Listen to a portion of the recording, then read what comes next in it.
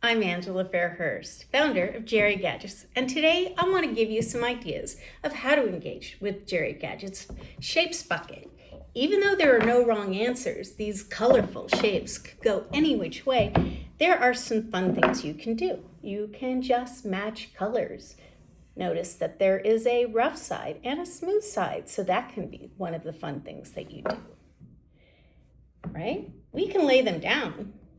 We can do an exercise where we make a game where none of the colors can touch each other and see how we do with that, right? So that's a possibility. Ooh, where do I put this? Anyway, we can also build a house, a structure. I love building structures because when I do this, I never, ever build the same thing twice.